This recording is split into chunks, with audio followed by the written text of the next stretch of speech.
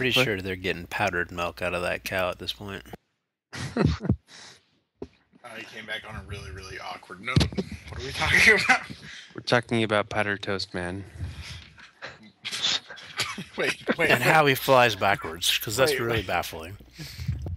We're talking about powdered toast or powdered toast men? Is it Because those are two completely different things. Is it the butter or the cinnamon that allows him to fly backwards? That's what I want to know.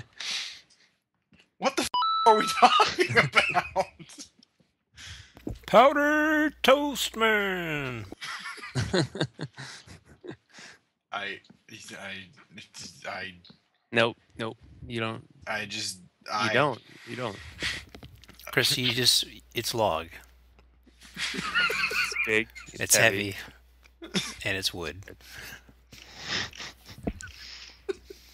You don't know, Chris?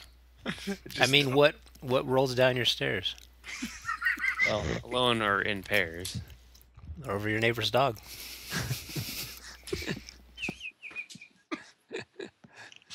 It's better than bad. Good. Good, yeah, definitely good. Is this Sleeky? I think it's log. Log? Yeah, definitely log. This is JFed lineup. This is Keisha Boozer.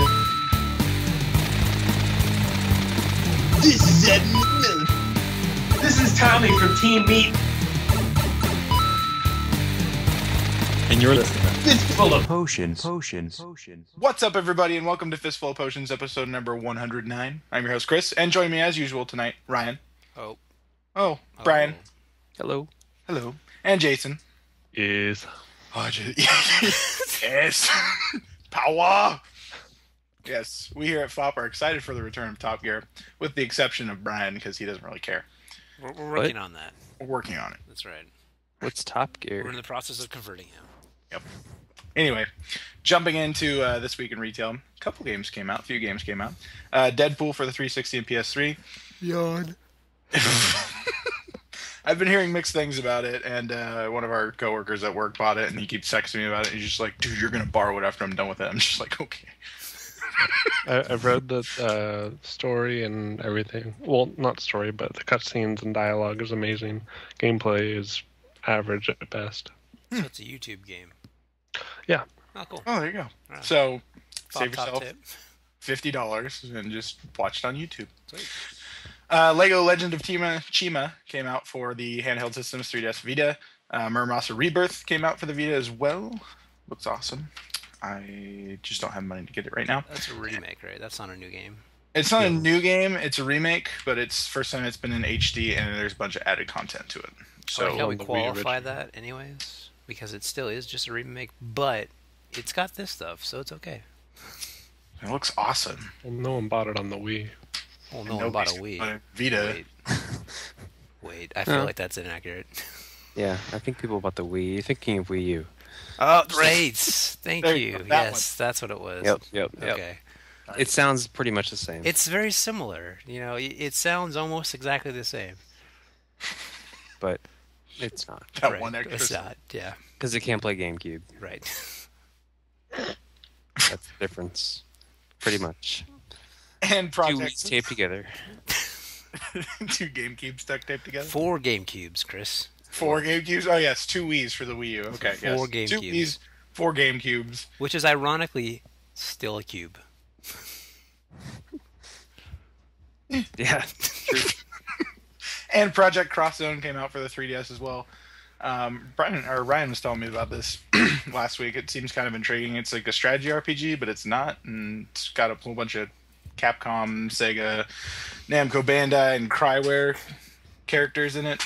Yeah, all I have to say about it from my experience is Fire Emblem Awakening. That's a game too, Ryan. Very Yeah, good. It's a game you should be playing if you want to be playing this game. Oh, sad. Well, I guess don't get Project Cross Zone then.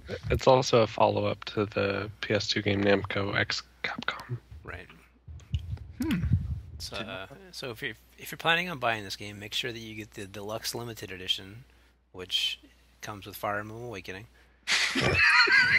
And you'll be happy that you did, because the DLC for that game, which is Fire Emblem Awakening, is far better than the main story of the game. So it works out to be more beneficial to just go straight to the DLC. So I'm just gonna laugh if somebody actually takes you seriously with this right now, and they go to a store and they're just like, "So this comes with Fire Emblem Awakening, right?" I heard this They're was just like, bundled.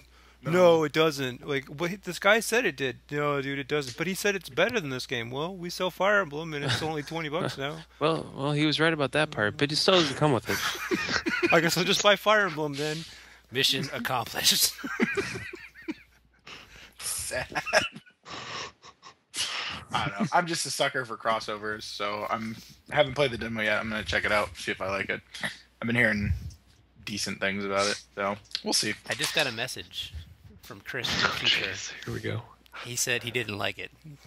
Just saying.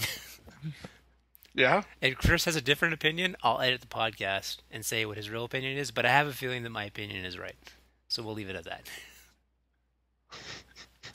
Sure. Okay. Fire No. Emblem Awakening. Moving on. Got some announcements this week. Minecon, the yearly Minecraft convention, for this year will be held November 2nd and 3rd in Orlando, Florida. Yay, it's finally anybody's- in this country, but still not close enough to even consider it. We can go to Disneyland. Disney World? Disney World. Yeah, that one. The one that's bigger. Right. And Hey, I'm apparently going to that's Disney your- World. Hey, if you're going, Excellent. go to the Minecons. Is it in July? Almost. Oh. You just have to stay a couple more November. days. Yeah. Speaking So of things being in July, you know what's in July, Ryan? Minecon? No. 4th of It's, July? it's your thing that happens every year. My Evo. thing? Oh, the thing that none of us care about, that we're just going to gloss over and just move on from anyways, so... Oh, okay. Yeah, Evo's happening July 12th and 14th. It's through 12th through the 14th. If you Have they like, announced what games? if you like watching virtual characters punch and kick each other, and then watching really good people punch and kick each other virtually, then it's a thing you should watch. It's pretty fun. I believe they have, to be brutally honest, I've been kind of a bad fighting game fan, and I have not been following the road to Evo, and I really should be, but I've been crossing my animals too much, so I've been, yeah, you went down the rabbit hole. I did, quite literally in some cases. Turned on my PS3 for the first time today. Apparently there was some kind of system update that was breaking systems, but now there's a new one. I don't know, I missed it. It looks like a lot of the stuff from last year will be there. Injustice is going to be there. Injustice. Super Street Fighter 4, Ultimate Marvel vs. Capcom 3, Street Fighter Cross Tekken, Injustice, Mortal Kombat, Super Smash Bros. Melee, Tekken Tag Tourney 2, King of Fighters 13, and Persona 4 Arena. So really, your guide to Evo is, if you like watching anime, like Dragon Ball, flashy colors and stuff like that, and you just want to just be in a seizure, then you definitely want to check out the Marvel vs. Capcom stuff. If you really absolutely love matches that end in time up, then you should probably watch the Street Fighter Cross Tekken matches, because they always end in that. Really, honestly, you should be watching the Super Street Fighter 4 matches, because that's really where the magic happens, and the finals for that is going to be amazing, like it is every year. So, I mean, the finals for Marvel were pretty good last year. Actually, the finals for Marvel were probably better last year than Street Fighter, unfortunately, because freaking Infiltration just infiltrated and destroyed everything, and it wasn't even fun anymore. It's like when you have just that one kid that's just like way better than everyone else, and it's just like everyone else just doesn't want to play anymore. That's kind of how it was last year. So hopefully that doesn't happen, but ultimately Super Street Fighter 4 is usually the most entertaining, because it's got more like back and forth game, like you're watching a tennis match, rather than watching a bunch of colors just against each other, which is Marvel. Or time up. Also, there's some other fighting games that show up there that nobody watches anyway. So, anyways, moving on. Oh, cool.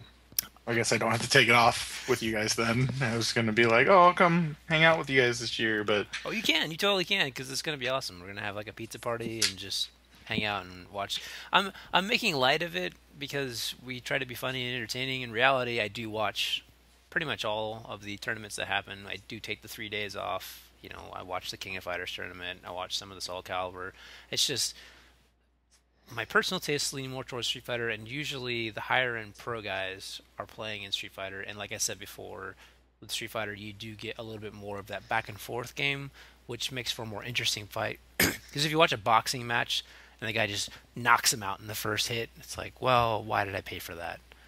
You don't want that. You want the like, oh, he almost got him. Whoa, no, what? That's what you want to pay for, and you get that usually out of Street Fighter. Usually with the other games, like the juggling games, you get the guy who gets the first punch in, and then he juggles him to death, and then you're done. And it's like, well, that was, I guess, good or cool, but anyways. That's kind of like hit was cool, and then he kept doing it. Right, and then he kept doing it. So, like, if Killer Instinct ever shows up in there, it's just going to be like whoever gets that first hit, and then 14,000 hit combo. He's still going, guys. Evo's over. Ultimate combo. He's still going.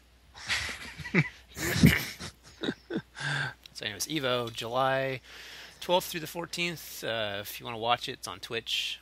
I don't think any TV channels are televising it. Hasn't got quite big enough for that yet, but still pretty big for a video game tournament. Takes place in Vegas every year, so check out. It'll be like on the front page of Twitch, guaranteed, on the 12th. So check out Twitch on the 12th if you're interested. Sweet. All right, moving on. We previously talked about how Kingdom Hearts HD 1.5 Remix is pretty much being done by two people off of the Square Enix Osaka team, who are responsible for the latest entries in the Kingdom Hearts series. What we haven't heard before is Kingdom Hearts HD, Kingdom Hearts 1, apparently had to be built from scratch, pretty much, because the original assets from the 2002 game were lost a long time ago. That feels like an effective use of time. So, I guess the story... I don't know what the story was on this, but I guess this is a pretty common thing in Japan even today still. Like when games are finished, their assets aren't stored, which is weird to me because you think that in this day and age you would want to store stuff, have a master copy of things. But apparently they released the game and they're just like, okay, that's done. Trash. So they just right-click delete when they're done making the game. Like, we're not ever going to need that again. We're not the company who remakes every single thing we've ever made 13 times. I don't know if it's just Japan. I just heard it's still a big thing in Japan. I don't believe it. From a single cent of that, Chris. What? I don't know. Hey, I'm just going by what was reported by the game's director. I'm just reading what I read on Wikipedia. When they say assets, what exactly do they mean? For two people to do everything? Like the entire, like all the art and all the dialogue and everything? No. Most of this stuff was recovered from the actual, like they got a PS2 game and all the other games that still had their master assets used assets from the original Kingdom Hearts. So they plucked and picked from various different sources from this. But all the original master assets from the original Kingdom Hearts production are pretty much gone. So they had to go pluck and take. Yeah. That's why this one's sort of updated. Opposed to just being an HD remaster. Yeah, essentially, yeah. It's more of like a kind of tweaking remake than it is of just an HD retexture. Rechain of Memories, the card battle one, is essentially just a HD remaster because everything was made like 4 years ago on the PS2. Yeah. But this Kingdom Hearts 1 is actually a tweaked version of the original game. So it's kind of weird and interesting. All I gotta say is the guy making these decisions needs a raise. Because clearly he knows what he's doing. Like, hey, we have to completely remake this game. Well, let's do it anyway. Yeah. Yeah, if two people can do that, think of what a whole team could do. Oh, man. Yeah. They could, like, imagine what Final Fantasy 15 would be like. It'd be so great. Right? After, I don't know, 10 years? Almost. For reals. Anyway. But as we've seen with Gran Turismo, video games are like a fine wine. They only get better as they age. That's not true. That's not true. Yeah. I don't think so. No, definitely not. So anyway. But they're also not like a fast food where they're better when it's handed to you really quickly and then you just consume it really fast and you're just like, well, that satisfied me for a minute.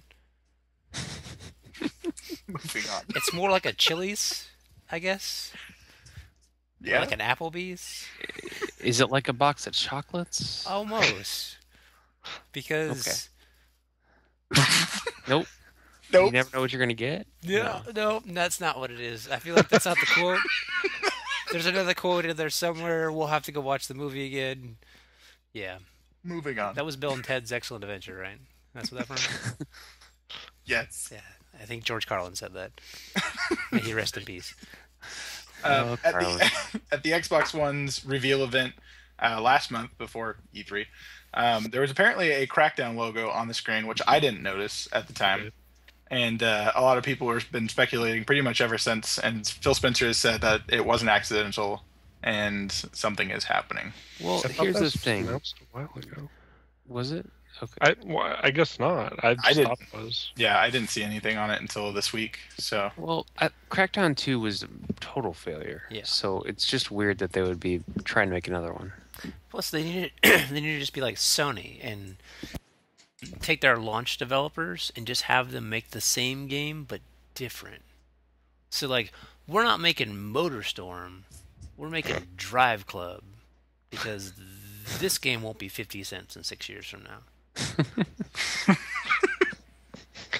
can you say that about any game that comes out 6 years, like now, from 6 years from now? Because MotorStorm was packed in with the PS3. Therefore, it is one of the most traded in PS3 games of all time. So it's literally worth 50 cents. I tried trading mine in. Yeah, Wii Sports is packed in too. I wonder if that got traded in. Nope. Nope. Bowling, Nope. brother. Pro tip, Evolution Studios: car bowling. Car bowling. Dirt bowling. Wait. Dig. Oh, moving on. The Order 1886, the game that we got shown at E3, Sony's press conference, is new details have been talked about. It's a third-person action-adventure game with shooter mechanics. Not really that surprising, considering it's ready at dawn, and that's all they've worked on besides the shooting mechanics, but third-person action-adventure with God of War. I don't know. I'm stoked for it. I never would have guessed they were shooting in the game based on the trailer. I know, right? He like has one gun, and then he pulls a gun out of that gun, and he's just like, "Kapow, I'm not sure that he does. I think he pulls it out of his jacket. I don't know, it looked like he pulled it out of a gun. I'm I was living just like, guns inside guns, gunception. I want to live in Chris's unicorn world right now for that because that sounds pretty awesome. I do too, but I watched the trailer again like not too long ago, and I was waiting for it, and I just saw a guy pull it out of his coat. But maybe I'm wrong. Chris, they're still in development. You need an email ready at dawn right now. You're like, hey, I just saw this in your trailer, and it's awesome. That's not in our trailer. Yes, it is. You need to deliver on It is that. now. It is now. But anyway, yeah. I'm looking forward to this. This was one of the more exciting titles that I saw at E3 this year. So I just like the context. Like I like the theme, the art style. It's not totally original. It's not really original at all, but it's different from what we've been seeing from games lately. It's like it's not totally original. It's not really original at all. It's actually a copy of a completely different game. But I'm just talking about like the theme, like just the idea of the game. You know, what, steampunk 1800s London? Yeah, with werewolves or werewolf-like things. I mean, that's kind of stereotypical. It's basically Van Helsing the game. Yeah, that's what I'm saying. Like, it's not very original as far as like the core idea, but the way that they executed it, like the art style, the clothing that they wear, the way that the guns are shaped, and you know, just the way that they presented it looked really neat. And you know, what can you name another game that is in that setting? nope. Point made. So it's just like I don't know, it's intriguing me because it's unique for its entertainment space, I guess you could say. But I don't know, I'm just a little bit concerned that it's going to turn into 8 days. Why? You guys remember 8 days, right? No. Yeah, nobody does. I remember it. 8 days looked awesome when they announced the PS3. They're just like, dude, check it out. This is what the PS3 can do. And they show this cool trailer of like guys jumping and shooting over stuff and jumping through windows and shooting at guys with clearly pre-rendered crosshairs on the screen and gun symbols and ammo things that look way pre-rendered. And we're like, this is totally possible on the PS3. We're developing it. Like 3 years later, it's just like, well, where's this game? Oh, we went out of business. Because none of it was actually possible. None of it was actually from gameplay. We spent all of our budget on pre-rendered trailers. Right. We just made a movie for a game. We made a movie and then we tested it, and turns out it's actually pretty crappy as a movie. Should have made a game. Whoops. But yeah, no, I mean, obviously, I said this to Chris the other day, and Chris was like, well, it's ready at dawn, and they've been developing it for a while, and I don't think Sony's going to let Ready at Dawn fall through their fingers.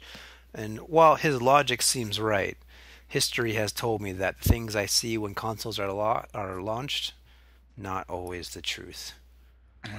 Not even. This is one of their truth. bigger titles that they showed off, though. So was 8 Days, man. 8 Days was a pretty big deal when they showed it. Everybody was talking about it, just like, this is what the PS3 can do. Pre-render crap. Yeah, but was that what everybody was saying? No, everyone was just the order came out. Everybody was this just like, is this so game was awesome. No, that's what I'm saying. Like, we say that now, looking back. Now that the generation is basically over, you look back at 8 Days and you go, wow. What the hell were we thinking? That looks terrible. But when the PS3 launched, we were coming out of the PS2 era. We were looking at Kingdom Hearts 1 graphics, and then we saw 8 Days, and we're just like, what? And we didn't even realize that the crosshair was photoshopped on there, or the ammo clip was like not actually going down when he was shooting bullets. It was just like, I don't care, this looks awesome. And then we were just like, oh, it's not coming. And remember what else was announced? The Getaway. That was announced when the PS3 was announced. That Same came out, company. right? Yeah, that was a game that got released. No, I don't think so. And remember that MotorStorm trailer? Man, that game looks so good. Tonight on Fistful of Potions, Ryan's jaded history with PS3. I'm telling you, man, the PS3 launch was terrible. The Ken Kutaragi year of PlayStation 3 was a dark time, and I don't know how I got through it. I really should have bought an Xbox.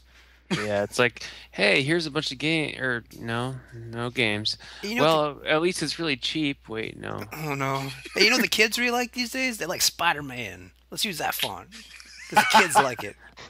Ken, I don't think that's a good idea. Shut up, Cos. Well, you don't know what you're doing. You're never gonna run this company. We're making Spider-Man 3. At least it's exclusive to PlayStation 3, right? No. No. Oh, okay. Why and then But that Sony's means our making font is going to be Spider-Man on 3. the Xbox. Well, that's Oh. okay because Oh, it's on the PlayStation Wait, 2 but as it's well. on the- Oh, that's oh yeah. okay.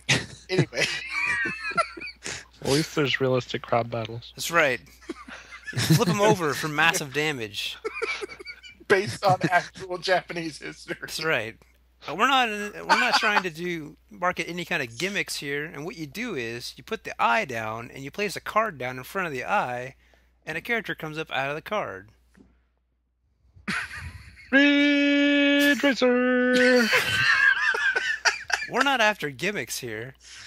What you should use is the PSP as a second screen for your racing game. It could be your rear view mirror. Wait, what? $599 US. You gonna hold that up? Moving on. Jeez. Anyway, the developer behind Dear Esther, The Chinese Room, has some job listings up on their site that say they're working on a next-gen console title. Paint me intrigued. I absolutely love Dear Esther. It's one of my favorite You almost said it. Don't say experiences. it. One of my Say it. favorite things that I've experienced over the past couple years in terms of like artsy style games, whatnot. Interactive art, Chris. Interactive art, if as so Ryan puts it. It's really great. I recommend it to anybody who's intrigued by weird stuff because it definitely is weird. But yeah, I don't even know what this could be. Like they're currently working with I forget the studio who does Amnesia, but they're currently Frictional games. Frictional. Games. Yeah. So they're working with them right now on the sequel to that, A Machine for Pigs, and I just don't know what this could be. I'm intrigued by it. And they're also making Everybody's Gone to Rapture, which is the sequel to Dear Esther, more or less. Really? Kinda. I didn't even hear about that.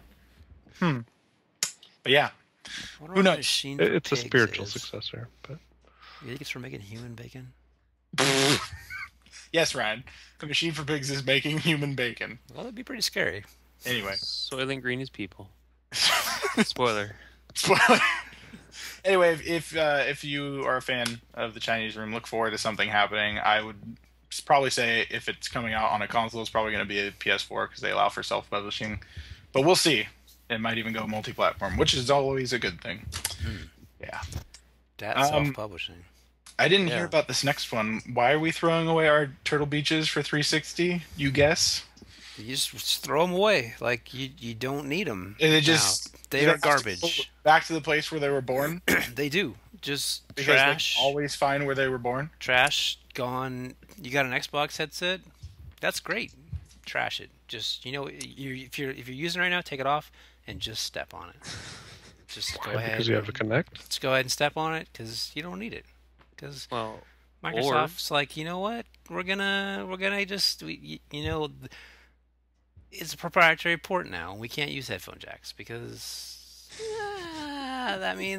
obviously this is a high-speed port for high-speed things. So clearly it has to be something that works well. I mean we're learning from Nintendo here because clearly this worked well on the original DS. It was great that you had to buy an adapter to plug in your headphones, because that was cool. Are you done? Almost. I'm almost done. What else would you plug into your controller? So apparently they're probably making adapters. Ryan wasn't done yet, Brian. I was done. I was done. That is the appropriate answer from now on. I was done. And we're can I finish? Can I finish? No, you can't finish. Okay, I'm finished. I got finished.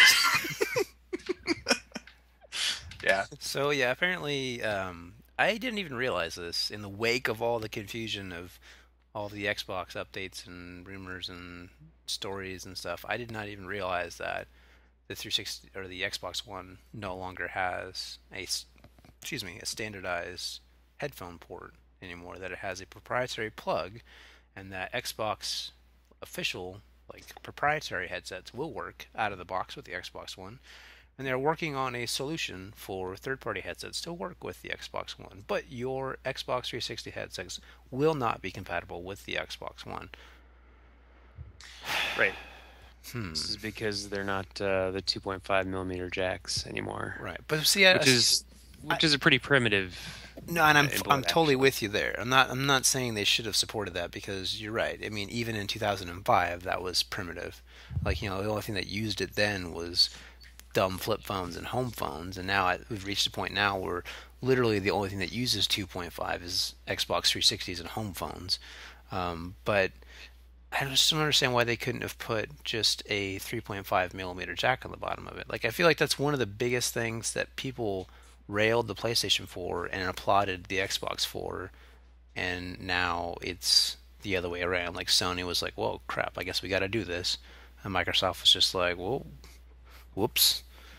Because I feel like that was a mainstay. People were really excited about that because it was really easy. You could use just really any 2.5 headset with your Xbox controller. But then Microsoft can't get any cut of that at all. But that's such a bad answer. I know it's a good answer, but it's true. I mean, it's business. It's a bad answer, though. I mean, if you're starting a new system over, you might as well. Okay, well, let's make it so we can actually get a cut out of this. It just seems like everything nowadays runs 3.5 millimeter. I mean, even 3.5 millimeter is like regular headphones. You want 2.5, which is the smaller ones, which I don't know if that's what PlayStation 4 has or not. Is it 2.5 or 3.5? No, it's 3.5. Okay, because 2.5 is what the 360 uses. Right. Which is the really small ones. Which is outdated now. Well, I mean, either one, it doesn't really matter. But it's just for chat. It's not for, sound. Right, but 3.5 is not outdated, though, because with your PlayStation 4, technically, you can just grab your iPhone headset and stick it in there, and it has an inline microphone and an earpiece. I mean, granted, you don't need to do that because apparently every PlayStation comes with a one earplug 3.5 millimeter headset that which I found out like afterwards. It's amazing. It's going to be. I can't wait to use that. It's going to be incredible. Clearly incredible, but The yeah. earbuds that they use don't fit in my ears. I wish there was some way that you could buy earbuds that would fit. If only they didn't use a proprietary plug. Wait. So, my deduction is that because they're using Wi-Fi Direct for their controllers, which is a more bandwidth, longer distance than Bluetooth, etc., that they're using Skype, they're gonna want to have a higher quality audio going through that they're not going to be able to get with 2.5 or 3.5 millimeter jacks. Plus, I think that from looking at the headset, I'm pretty sure that there's the ring that goes around the earpiece it lights up, which needs to be powered by something to do that. So I think that that's probably part of it. Still, I mean, I don't know. It seems like that's great for the person who's using the Xbox headset because it's probably going to be awesome. But it, again, isolates out pretty much everybody else. But is the system launching with a headset or is it an accessory? It's an accessory. It's not included, but it's launching with it. Didn't every 360 launch with one of those? Nope. Only the Pro version came with that, not the arcade. So the Pro had the wired headset. Yeah, the Pro had the wired headset and a couple other things that came with it, but yeah, then there was the arcade with like no hard drive, I think. Right, and I feel like again that was a big thing that people made a big deal out of when the PlayStation launched. That people said that the online community for the PlayStation was bad because nobody had headsets because Sony didn't launch headsets with it, and then they started launching games like Warhawk comes with a Bluetooth headset. SOCOM came with a Bluetooth headset. They kept pushing games with Bluetooth headsets in order to get headsets onto the market for the console. I feel like they learned from that by launching granted not the best headset, Chris, but clearly something in there. I don't know. It's just really interesting to see this strategy and where it's headed. But to bring it back around to what we were originally talking about, if you have a headset for your 360, I'm just kidding. Hang on to it. Because eventually Microsoft will probably have some kind of adapter for you to plug it into your Xbox One. But for the time being, you will have to either use your Kinect or the proprietary headset if you want to talk to your Xbox. Yeah. Sure. So there is a slight difference between the One and the 360 is that the One comes with Kinect.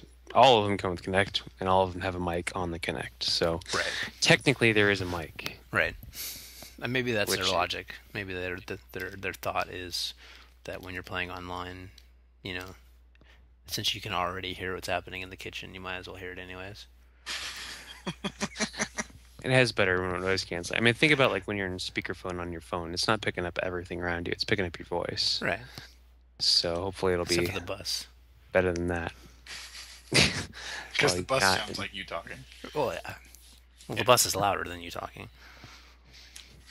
Moving on. Yep. What is this about Naughty Dog as well? Because I didn't put this one on here either. So Naughty Dog puts the naughty in dog. Yep. Should I be scared? You guys didn't see this? Oh yeah. Jason, did you see it? Brian, you saw it? Oh yeah, I saw it. I don't know. So yeah, go ahead.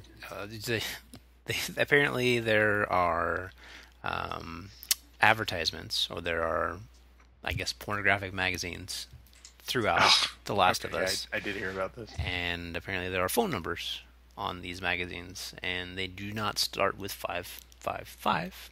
They start with just random numbers. And if you happen to call one of these lines, you don't end up calling, you know, Timmy's mom down the street. You end up calling a sex hotline. You end up calling Timmy's mom on the sex hotline. Right. That's where I thought you were going with that, but I guess not. Naughty Dog.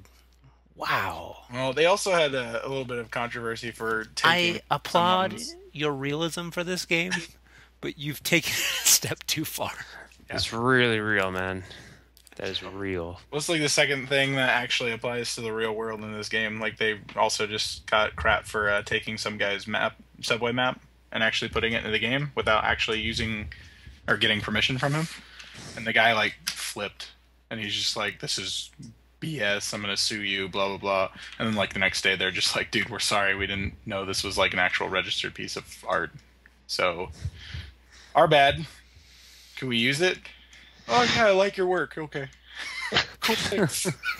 All right. Great. No, I guess they settled out. Wouldn't it be nice if everything was like that? Yeah, right. Yeah. But, what's up, Naughty Dog? Why are you letting things like this slip through your fingers? I don't even know. Speaking of Naughty Dog, though, apparently they've several times approached Seth Rogen and Evan Goldberg, who recently just came out with This Is the End, the movie, comedy. Yes. And they have been approaching them several times to apparently write the Uncharted movie. And unfortunately, Seth Rogen has said, and quote, "We don't want to do it because it's just going to be Indiana Jones." Mm-hmm. Yeah. Which nothing wrong with that. So again, what were we talking about before? That was the $1 million. I just woke up today and I'm like, you know what? I just don't want $1 million. Like, I have $1 million right here. I know it's a sure thing because there hasn't been an Indiana Jones in years and people love that stuff. So, well, there has. People didn't like it. I just feel like I'm destined for other movies, like the same character in every movie, and then I'm gonna play myself in a movie, which just so happens to be the same character from all of my other movies. Instead of making a ton of money off of Uncharted. Oh, poor Seth Rogen. Sounds like a bad idea. Yeah, no, I mean, he's probably got reasons. Yeah, I would love to have those reasons. Yeah, I got reasons. I got reasons too. And that's the beauty of life, is that, like, when you don't want to do something, you got reasons. And that's all you need. And you're just like, I can't do this. Why? Because I got reasons. What are they, Ryan? This is the reasons. It's not important. What are the reasons? Elaborate on your reasons. It's the reason I can't do it. That's what it is. I mean, that's the elaboration of what's happening. Is that the reason is I can't do it because I have these reasons. That makes sense. Right. Yeah. Hollywood logic. It does? Yeah. I guess they were also saying that if they couldn't make it special and unique, they didn't want to do it. So it's the reason why they've turned it down pretty much every time, even though they're fans of the game. So I think that's good in that aspect, but I still don't understand. Like, I legitimately feel like anybody who's taken a stab at writing this film has literally never played the game, because the game is the movie. Yep. I mean, you could just take all the cutscenes out of the damn game, line them up correctly, add some random cannon fodder in between there, and you have a CG movie. Like, what we know, we gotta make it, because when we make video game movies, we gotta add, like, alien dogs, and Uncharted clearly needs blue guys, and Drake needs to be a girl who lives in Texas, who works with a guy on a farm that fixes up old cars. What? What? Ryan, there was blue guys in the second game. They jumped around a lot and broke your neck. I know, but they'll be in the first game, the first movie for the first game this time, because Texas. That's the reason. Texas. I got reasons, Chris. I think your reasons are flawed. Like, a lot. You know how many reasons he has? 3. Dang, I totally have 3 reasons. For a second, you were going to screw that up. Nope. But you succeeded. I'm on point right now. Congratulations. All right. Anyway, moving on. Microsoft is apparently still internally discussing a Halo 2 anniversary, and the only question on their minds is not if it's going to happen, but when is the proper time for it to happen, because they don't want to overload people with too much Halo in 1 year. They have that problem where they want $1 billion, but they don't know when they want to do it. Right. They don't want to. They don't want to overload us with Halo, because what they're gonna do is show a new Halo game less than a year after we just played a Halo game. Hey, guess what, guys? There's a Halo game coming. No, that was Journey HD. Oh, but we're playing it. I know, but there's a Halo game coming. Journey By HD, the way, we now might starring Master Chief. HDify another Halo game, but we don't want to oversaturate you, because there is the Halo TV series coming. And obviously this summer we will have the Halo Mountain Dew and the Halo. Just calm down. Just take Halo in small doses, and everything will be fine. Consult your doctor before you take Halo. Right. Common side effects are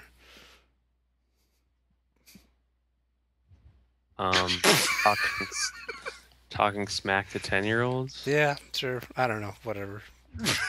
Moving on. This joke is dumb. I thought you were going somewhere with it, and then it was just silent. This joke is bad. You should feel bad. Nope. I shouldn't feel bad. You should feel bad. I feel bad. I do feel bad. Good. My joke is bad, and I'm feeling pretty bad right now. Anyway, moving on. Square Enix CEO Yoichi Wada has stepped up from CEO to chairman of the board. I thought he was stepping down. He was stepping down. Yeah, this is the guy that He was made all the stepping good down. decisions, right? He was stepping down to get a promotion. He's the one that came up with the idea for Final Fantasy VII, right? And So he was Final Fantasy III. That was his idea, right? And he was around when they were doing Final Fantasy 1 and. No, I think you're just making stuff up now. Oh, this was the guy from Final Fantasy 13. You mean Tunnels? Tunnels. And the guy who was like versus eventually. So he was like walking down a set of stairs, and then it turned into an escalator going up. And Yep. then That's what happened? Somebody tripped him. And then he was just Okay. like and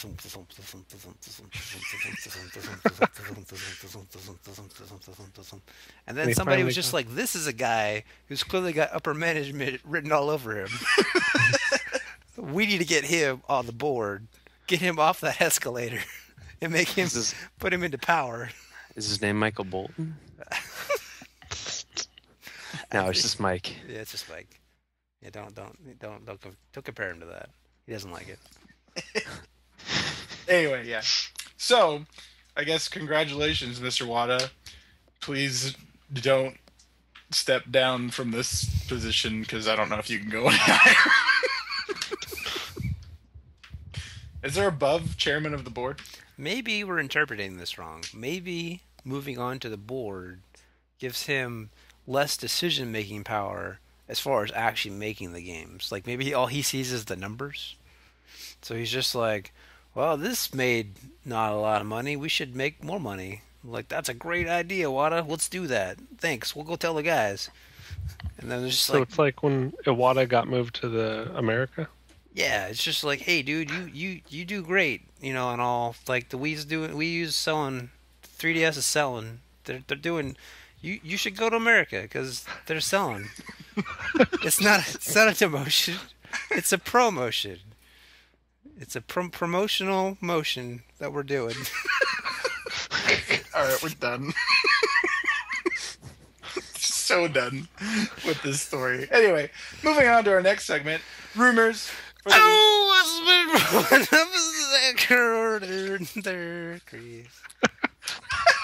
That was weak. That's okay. We just need to maybe not do it anymore. I don't even know. Cauldron. Is it starting to become the Kenny thing? Is Kenny dying every episode and it becomes a thing so we can't do it anymore? I don't know. Are we gonna go like a whole 100 episodes where we don't do the Cauldron because it's Well, no, we can still do the Cauldron. Like, I can just do the Cauldron whenever I feel like it because it's my Cauldron. yeah, it's our Cauldron. So you know what? Kenny doesn't die anymore. Anyway. So I guess there's no rumors this week because we can't do the cauldron anymore because it was a thing. Well, we could do the cauldron. We just can't do the cauldron intro thing. That's why I just said it's rumors, and then you were just like, "Hey, big deal." But it's called the cauldron still because it's rumors. Because they'd be brewing up in them their cauldron. Yeah, crates. see, exactly. Chris knows what's up. Anyway, Microsoft has reportedly dropped its hefty patching fees from their games. What? When did that happen? Apparently back in April. Oh. Wait, you mean before Phil Fish got all pissy about Phil stuff? Fish is still pissy about Microsoft no matter what you tell him. Hold on. Right, but I feel like this is valuable information that really could have helped. Like, I feel like maybe they had a really good opportunity to discuss this. When was that? That was E4? No, you're close. I feel like you're so close. Was it in May? Oh, maybe could have been in July. E5? No. Too many E's. Too many E's. In any case, at some point in the last, I don't know, month or so, they had a couple of opportunities to come out and be like, oh, by the way, we made this small policy change behind the scenes. Not a big deal. Nothing really to worry about. But, yeah, self-publishing, indies, sing now. Phil Fish can go, whatever himself. Not a problem. But I don't think that was self-publishing. It was just, it doesn't cost anything to do updates. Right, well. Yeah. You still have to pay the super hefty fee to register your game for the first time. But additional updates after that are now free. Yeah. Yeah. That's what I meant. Well, because self-publishing updates. I feel like you don't come out and say, hey, well, remember when we used to price gouge people? Yeah, we're not going to do that anymore. That doesn't sound great for E3. Well, That's like saying, hey, you can't lend your games out to anybody at E3. That's why they didn't say that. Right. That's why they said didn't it's say 2 anything. days after E3. Right. And they're just like, hey, by the way, we effed up. Kind of, used maybe. to say positive things. See, if you're a good salesman, though, you sell up the positive and avoid the negative. And I feel like Microsoft not thinks salesmen. that they're good at that. And I would have at least liked to see them try. No. Because it would have been funny. Well, I mean, You're not going to not say that. No, I'm not, because we've seen quite a humorous E3 from them. But that's not what I mean. I mean that I feel like that information should have at least gotten out at some point somehow. Let Larry make a blog post about it on Major Nelson. It's like, by the way, updates. You remember the updates? You might see more of those now. Why? Oh, because developers, we made it easier for them. Oh, how? Well, that's behind the scenes stuff, but we've made it easier for developers to update, and then the news can figure it out from there. And Joystick will be like, well, clearly they took this out, and be like, is that what you did, Microsoft? Yeah, maybe. I don't know. We stopped invoicing them. Yeah, there you go. The end. And then the internet knows. We're saving paper. We're saving trees. The environment is now a safer place because of us. Oh, there's a positive spin. Yeah. There you go. And then Phil Fish comes out and he's just like, I screw still hate Microsoft. Microsoft. And then we're all just like, Phil Fish, you need to calm down. Microsoft's not as bad as you say it is now. Look, they're over here allowing you to update your games. He's like, I don't care. I hate them. Like, dude, Phil Fish is a jerk. I like Microsoft. But no, that's not what happened. Now we're all just like, Phil Fish is like, Microsoft sucks. And we're all just like, yeah, it does. But we shouldn't be like that. We should be like, man, Phil Fish is a jerk. But it's so confusing. Well, we kind of still are like that because that means since April he could have updated Fez for free and he didn't. Right. But he didn't know that. Apparently he must have. He tweeted back and he was just like, oh, I didn't even hear it. They didn't email me that. Kind of like how they didn't email my game out to people and be like, you should play Fez. Here's a free copy, by the way. Oh, you mean they didn't hold his hand and say, do this? Because he's a grown man? Okay. I like it when people hold my hands and tell me to do things. He's going to be so upset when I tag him on this. Chris. Oh, Chris. Phil Fish, we love Fez. It's great. We're looking forward to Fez 2. You should make it on an Xbox console because, that's kind of where your fan base is. It's true. No matter what your grievances are with Microsoft, you got to go where the fans are, bro. It's like saying, hey, I'm going to punish everybody who likes my stuff and buys it because I don't like Microsoft from the past. Yeah. Microsoft. It's holding a grudge and screwing your fans Right. because you're holding a grudge. It's like Polyphony making Gran Turismo for the Xbox. I just have to break all my discs. I'm pretty sure it probably did better on Steam though, because Edmund said that Super Meat Boy, like all their games, always do way better on Steam than any consoles. Well, Jason, when because you all you sell do is something own a for computer. $1, it's obviously going to do better. Yeah. It's discounted and everyone owns a computer. Not everyone owns an Xbox or PlayStation. So it's kind of hard to compare. Well, I guess, but saying that you should make it for the 3 or the Xbox One opposed to like the PCs. No, whoa, no, not exclusive to the Xbox One. No. Forget that. That's no. Whoa, easy there. What are you doing? Exclusive to the Xbox One. Putting all these words in your mouth. Whoa, that's not a good idea. No. No. It's saying if you're gonna make it, and since the Xbox One and the PS4 basically computers now, and you made it on a computer and it's going to Steam anyways, you might as well just press that submit button and send it to Microsoft. No, it's just like, no, I can't do that because Microsoft rustled my jimmies too much, and I'm just like, forget that. So I don't know your personal experiences, Phil Fish. I watched Indie Game the movie, and I'm sorry that you had such a hard time making that game. And I'm not trying to downplay any of that, but did you just wake up today and be like, man, I just don't need that $1 million? That's $1 million that I just don't want right now. Like, I got money. I have plenty of it. I just, you know what? I don't need that $1 million. Microsoft fans, Anyway. your money is not great enough for me. Moving on.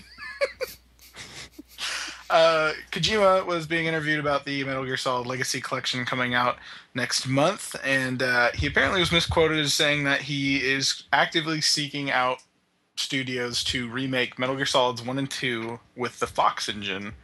And people start freaking out because they're just like, oh my god, remake, even though it's already been remade once before. And we just got HD for Metal Gear Solid 2. Anyway, Just Add Water, the studio behind Oddworld HD, that's coming out later this year, has offered to take on the project. So, maybe? Which Oddworld HD? Abe's Odyssey, New and Tasty? Yes, that, and they did they- Stranger's Wrath as well. And Munch's Odyssey, and they also made Gravity Crash on the PS3. Oh, So If you remember that. I got that game, but I didn't play it. I should have. they drafted an open letter to Kojima saying that, hey, we made all these HD games, and we want to play with your new engine, so let us, please. And then he was just like, there was no way. I haven't heard the response from him yet. They sent it out. So potential Metal Gear Solid remake coming using the Fox engine. So all the prettiness of MGS5 Gusta. now in MGS1 territory. In all seriousness, I feel like making Metal Gear Solid 1 look like, I guess, Metal Gear Solid 5 or 4 or any of the more recent games is going to kind of lose something. Like, did anybody else play through that besides Jason? Brian, did you play Metal Gear Solid 1? I haven't played any of them. Chris, you played on the GameCube, so it doesn't count. I feel like it does. It doesn't count. Jason, does. you know what I'm talking about, right? Psychomantis Yeah, is just like, you I like mean- to play Animal Crossing. I mean, even playing it through the Twin Snakes, it is a completely different feel. To do it in even more HDs and probably, I doubt they'll keep it in the same perspective. Yeah, it's Like just because parts of Twin Snakes was like boss fights were completely different, and in some cases harder because of it, because it just didn't work. it's gonna lose some of the magic. The magic's gone. I just don't even know. I'm just. I can't comment on Metal Gear because I haven't played it. So what are you gonna do? Just in- Oh, sorry. What? But just in general, I feel like personally that all the remakes, I'm kind of over it. Like, there's so many remakes. It's like I don't have enough time to play the new games that are coming out that are new IPs and new games, let alone play all these remakes games I've already played. Brian, pro tip. Yep. You don't play the HD remakes, you just collect them. It's actually true. Chris is already on board with this. Yep. I bought Eco. I'm on board with that with current generation games. What are you talking about? Yeah, I bought Eco and Shadow of the Colossus, and I played the Eco for like 10 minutes, and I haven't finished it. It's status quo. You buy it because they're good games, and then when people be like, "Oh, did you ever get Metal Gear Solid?" Like, "Oh yeah, I have that game," and then they don't ask I could you. play it if I wanted It's to. an HD remake. Oh, that's cool. Yeah, like, And oh, then yeah. you don't. No, you don't. You're just like, well, it's a thing I have. That's what's important, that I have it. It's kind of like a Steam game. You don't It's actually like play collecting Steam ROMs games. just to collect them. My Right. game collection makes so much more sense now. Anyway, moving on. Google is apparently interested in making a video game console. They've been inspired by the likes of the Ouya. It's rumored to be powered by Android as well. And other than that, we have no information on it, and it's just rumor at this point. But So it'll be super successful. it'll be super successful. Like, everybody will be looking for it, and we'll sell one in one day, like we did at my store. Google, what are you doing? Google. Hey, I turned on my Stop. Ouya. I plugged it in. Brian, and I'm turned it so on. sorry. It's actually, it's sitting there. It's drawing power right now. Did you play Cannibal? It's great. What? Cannibal. It's I don't awesome. know. Apparently not. Brian doesn't even. You can only play it 5 times a day, Brian. I don't even know. You have 5 lives. If you die 5 times, you have to wait till tomorrow. Really? Or you have to buy it. We could It's buy like it. real life. But see, that's the whole point of the Ouya, is like, it's free. But after you die 5 times, you gotta move on to the next game. Can you buy time? I don't know. It's like real life. Except for you decide it once, and then you're done. Man, you remember when we were like, the Ouya is gonna be great? Yeah. No. Oh, it's okay. I'll cue it up right here, and I'll add it in. Where we're just like, oh, it's gonna be so awesome. I remember saying, hey, I could probably use that to stream media for $100, and I'd be the cheapest media streamer that I have. I don't feel like you and Chris were saying that. I feel like you guys were like, it's the future. I feel like I never said it was the future. It is the future of No, gaming as a whole. I feel like, I swear, Ryan, if you just dub in your voice, just like, the Ouya is the future of gaming. So I don't have to dub in my voice. I have all the audio Prius? Korea's from all the old episodes. If you guys Ouya are is feeling the like, future of the oh, gaming. it's gonna be That so great. I can play Final Fantasy 3 on it, Ryan. I don't care because it's Final Fantasy 3, so I'm gonna buy it because I gotta own everything that I can play Final Fantasy 3 on. I'm pretty sure you said those exact words. Well, there is that. But you could also play a bunch of ROMs on it, too. I'm pretty sure I Not that we said can own that. those in sarcasm, and you took them as real life. Well, the listener will be able to decide as they listen to it here shortly. Oh, and they will. They will decide. Well, stay away. It's a trap. Don't do it. Just let Mac Hats do it. Mac Hats is great at making things that suck. They're already making a custom Ouya. We'll see how that turns out. Except for fight sticks. They make Are good fight they? sticks. Yep. How do you make a custom Ouya? They're supercharging it with vents. making it run on yellow and orange plastic. Are they putting some on the sides instead of just the bottom? Is Yep. it 4 of them in a slash mark? That would be awesome. I Are would they buy it. in italics, too? Yes. Yep. Nice. It's the Ouya italicized. And the Comic Sans? And, It's all rounded. Yes. and oblong in shape. It's just like, that's the retarded one. Anyway, yes, that might happen. Rumor, again. Oh. Moving on. Main topic of the evening. Controllers. Next-gen controllers. Yes. Why you don't have start select buttons no more? What? It's like the end of an era, you know? It really is, considering Start and Select have been around with us since, Ever. yeah, And that one. yes. At least NES. I don't even know. PlayStation 4 has a share and a menu button, I believe, right? Yes. And I can't remember what the second Xbox one, but they have a menu, and It's a view button. Yeah, I think it swaps between the tile or the snap things. So I'm assuming one is like your friends list, probably. Like, or you can do like whatever the game does within the game. So that's half the problem right now, is that we don't really know how to use these new buttons yet that have replaced our good old friends, start and select. But what concerned me and why we've kind of brought this conversation up is that controllers, and for the sake of consistency, we'll consider Nintendo not a part of this conversation. But controllers for, say, the Xbox, the PlayStation, maybe the Dreamcast, and other various consoles of past, have all shared very similar layouts or designs, which has helped developers develop games, because a lot of the stuff is kind of where you expect it to be, no matter what system you pick up.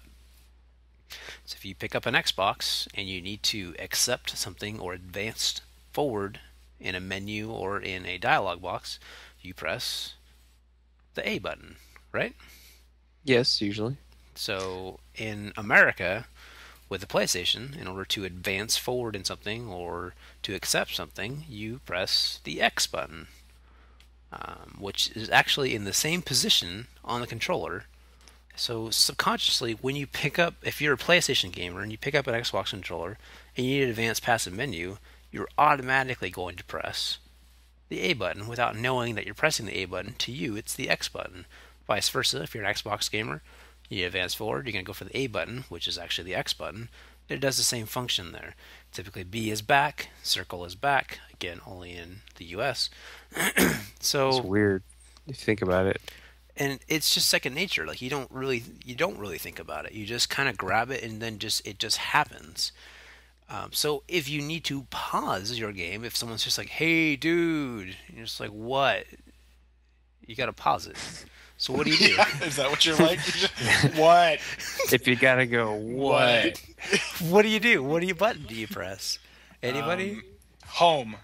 No. The Xbox. Xbox button. go Brings home. up No, menu. that's not even. It's not even close. No, it's our good old friend Start. You press the Start button. We're talking about the next generation now, Ryan. But you press home. You go home because your game is drunk. You press the Start button because the Start button is the pause button. So at this point in time, none of us, no one that I can possibly think of in any media or anything knows how to pause a next-gen game. Can you even pause a next-gen game? Dude, do you even pause? Probably only suspended. I mean, that's been a pretty big mainstay in the industry since pretty much forever, to pause your game. So have we seen the end of pausing your game now? Like, it's just because Start is gone, you're not pausing your game anymore? No, I think that we're all missing the obvious Xbox button and PlayStation Touch button. I think that that's going to do stuff. It'll do stuff, and technically right now it'll pause your game. But like, okay, a reference that I can make, and the only one that I can think of off the top of my head, is with Street Fighter. When you press the home button, if it's like loading a fight, like it's showing you like versus, and then it goes into the fight. If you press the home button, and you have the cross media bar from the PlayStation overlaid on top of what's happening in the background, once it gets to the fight, the game automatically realizes, hey, wait a second, you're not paying attention, and then it pauses the game for you.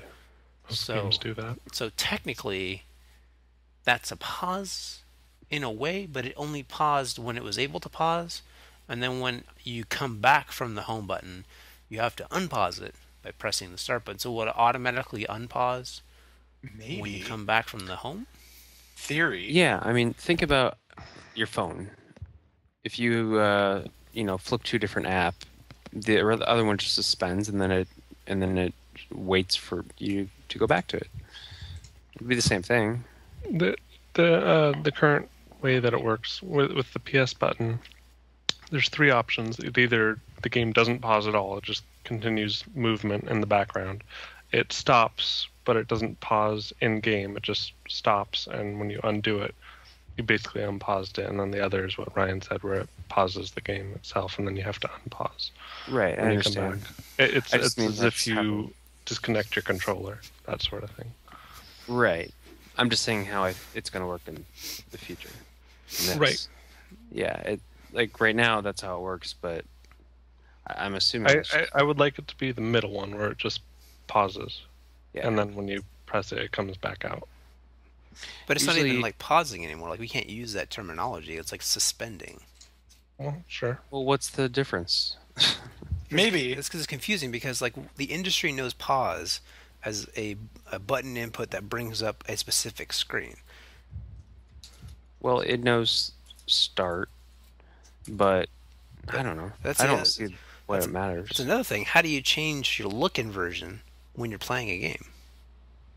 You probably I'm sure that's what the menu button's for. Okay, so theory. Okay. We're only losing the select button. Wait, whoa, don't get ahead of it. We'll talk about select here in a second. Okay, well, hang on. Select is our dearest awkward friend. The PS4 has options, share, and the PlayStation home button. What do we use the PlayStation home button, or the home button on the PS3 controller for right now? To go home. To get to the cross media bar, to go home. The options button could theoretically just be your start button, but renamed to options. Same thing on the Xbox One controller. The menu button could just be your in-game start menu, pause, whatever.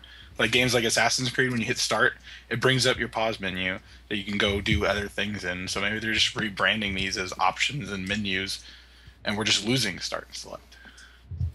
I don't even know. Because I have a feeling that if I hit options on a PS4 controller when I'm playing Assassin's Creed 4, it's going to bring up the start options menu where I can go change my video settings and subtitles and look at all my Animus files and all that kind of stuff. We're also missing a pretty obvious issue with the start button. Since the dawn of the start button, in the 80s, the start button was actually used as a start button to start things occasionally. Yeah, nobody does that anymore. Ever since then, what do we use the start button to do? To stop things. That doesn't make any sense. It's pause. Why would we have a start button to pause things? We would need like a stop button, but that would just be weird. Because then that doesn't make any sense. So what we could use is instead of a start button, because we're not starting, we're stopping. But in reality, we're not really stopping either. We just want more options. Or we need to bring up the menu.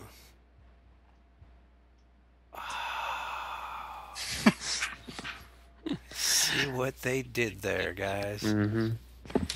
Well, all the buttons now are going to be context. Those two buttons are going to be context specific, so it just depends. Like if you're on the main screen of the PlayStation or the Xbox, they're going to do a certain thing, and if you're within a game, it's going to be however the programmers want those to act, which is nice. So, can we safely say that the options button and the home button will be basically mapped to the same thing? Like, for instance, if Joe Action Game is punch on the Xbox, is the B button. Joe Action Game. Don't dwell on it, Chris. if punch I is, want to play a game called Joe Action Game. If punch is the B button on the Xbox, then it's safe to assume that when it gets ported to the PlayStation, punch will be the circle button. So then are we also going to assume that if a developer makes a PlayStation game and the menu button is the options button, that when the game gets ported to the Xbox, that button will be the menu button? Is that where we're landing on this? Sure. Maybe. Because how else would they access that? Like, you think about it, like on the PlayStation, if the option button brings up the options or the menu, and then they port it over to the Xbox, and they're just like, oh, this doesn't have an options button. You should use the left bumper. Yeah, that's fine. Just put it on the left bumper. Well, it'll probably do the same thing, like, because I mean, the Xbox controller has a similar functionality to it.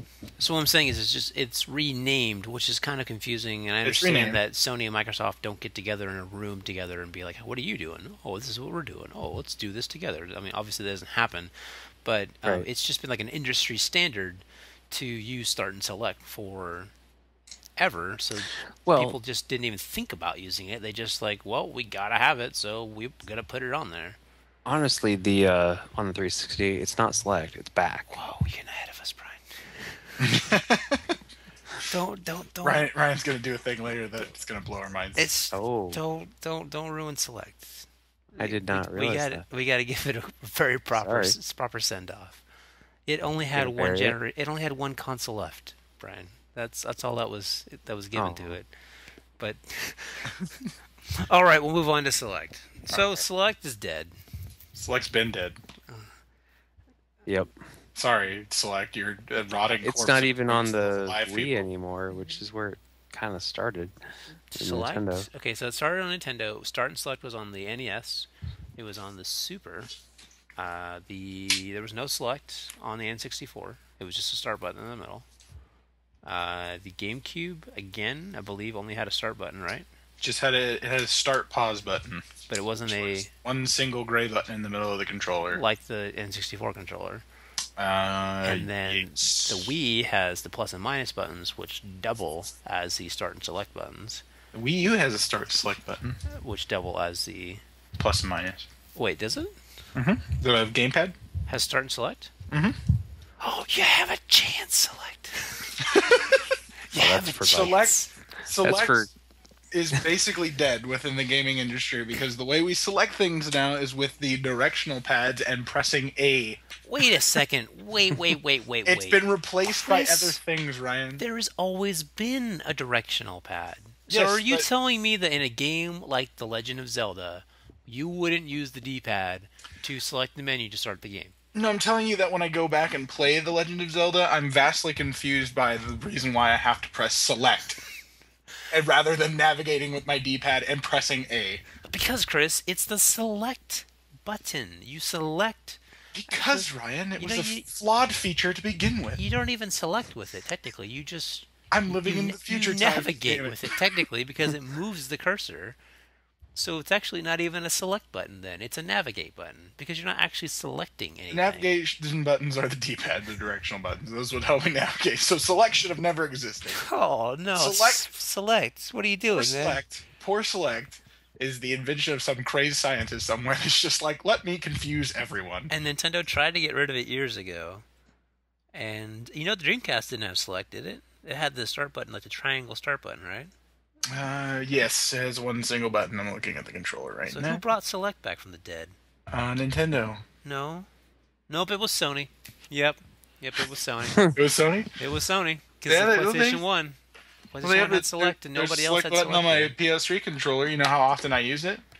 Never. Sony, what are you doing? You're holding the whole industry back like generations. What is going on here? You guys are just like, we got to make a controller. Well, we just make it like the Super Nintendo controller. Okay. Well, why are we doing start and select? Well, it's on the Super Nintendo. We're like, but why? Don't question it. Just make it. Because we are glorified Super Nintendo add-on. Right. Oh, So we're just wait a Super minute. Nintendo. So the Super Nintendo has a select, and we already developed a select for the operating system for this thing. So just leave it on there. Like, but no one uses select anymore, dude. Like, stop asking questions and just put it on there. Damn it, Sony. And Microsoft's over here, Mr. Forward thinking, like, select button. We need a back button so that we can go back. So that's the button that we use to go back in previous... No, wait, that's the B button. Damn it. It's like the button you bring up your menu with. Oh. Well, wait. Why don't we just call it the menu button? Wait, but isn't that the start button? I think, I'm but we usually so view confused we usually right view our options with that start button, right? So why don't we just call it the view button? I just don't believe it right now. Okay. Yeah. Anyways, pulling it back around to the beginning of this conversation again, what's going to be confusing, I guess, is that Start and Select was kind of like a universal language between gamers. You didn't have to explain what Start and Select did to anybody because we've used it for so long. And even gamers of just this generation, like if you were 12 when you bought an Xbox 360 or a PlayStation 3 and now you're math, I don't know. You know Start and Select. 20. or Ish. back and start for that matter, for the purposes of this argument. So, but the problem, but you still know what select does because select is in the same position as back. So whatever the back button does on your Xbox controller, it's safe to say that in Assassin's Creed on the PlayStation, it does the same thing as your back button. So when you grab that controller, you grab it, you know, okay, well, this PlayStation button probably the same as the Xbox button. So if I press, oh, yep, it went to the home screen. If I press the start button, it pauses it. If I press the select button, it does whatever select does in Assassin's Creed. I'm not really sure because I never pressed it. But Yeah, nobody cares what they're called. They just know they're the two little buttons that aren't the same as anything else. But what's confusing now is that both systems have two buttons still in relatively the same place. They're just renamed and they do the same things. But they don't do the same things because Except the for Xbox select. doesn't have a share button. The Xbox is a view button, which is essentially its share button. But because it's, it brings up is it though? Like, it is it brings going up to be your stuff that you can do your DVR editing and stuff into, and I think it brings up the dashboard as well, so you can swap between stuff. But that's manually. the question is that okay? Again, same analogy. When Ubisoft makes Assassin's Creed for the Xbox and they need to map something to the back button and the start button, they do that, and then when they go to put it on the PlayStation, what do they map to start and select? The same thing that is mapped to back and start, right? Yep. So when Ubisoft makes Assassin's Creed for the Xbox One, what are those two buttons going to do, and what will those two buttons be on the PlayStation? Or hypothetically, are those two buttons now only system dedicated and not available to developers? We just don't know yet. No, I think the devs are going to use them. They're going to be able to use them. You're saying that, well, systems are a little different. That's true. They do things a little differently, which they still will. They did in the previous generation, too. What I mean is, like, that's if the what's share different? button on the PlayStation brings up the share menu, and it brings up, like, the video editing thing in Assassin's Creed, on the Xbox, when you press the view button, are they just going to be like, well, I guess it makes more sense to call it the share button. That's what it basically does. So we'll just make the view button on the Xbox do what the share button does on the PlayStation, because for us developing it, it's just easier to map the controller out this way without having to move buttons around the rest of the controller. Maybe. We will have to see. Yeah. This is one of those situations where only time can tell. We don't we don't have a specific answer, but it is worth thinking about, and it's something that definitely blew my mind the other day when I realized that start and select are no longer a thing. And I still would like to do our idea of going around with a copy of the original Zelda through a shopping mall or something and asking people to start the game, and seeing how many people can actually get past the menus. Because A does nothing. I doesn't. I think your thing is broken because it doesn't work. No, it's fine. You're not selecting things correctly. You're just not old. I just don't know what to do. Well, you just have to select the option that you want to do and then start it. I'm doing that, but it's not. No, you select it and then start it. I can't select it because these navigation buttons won't work, and the A button won't let me progress, Ryan. Comedy gold, guys, coming soon. Fistful of Potions YouTube account. All right. I think that's it for us this week. Yes? Yep. Yeah, sure. I'm sure. I don't know. So. Anybody else have anything to bring to the table? Jason. Silence. No. No. I said sure, not you sure. Oh. Sure, dude. Anyway, Sure, dude. That's it for episode 109. I'm your host, Chris. Thank you, Ryan. Thank you, Brian. Thank you, Jason, for joining me. And we'll catch you guys next week for episode 110.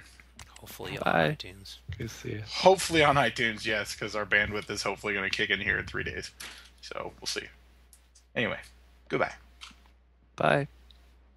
This has been another podcast brought to you by the crew at FistFullofPotions.com. Questions? Comments? Please send them to mailbag@FistFullofPotions.com. Visit the main site, FistFullofPotions.com, of course, to subscribe to us through various outlets such as Facebook, Twitter, and iTunes. And as always, we'll see you next week. Thanks for listening, everybody.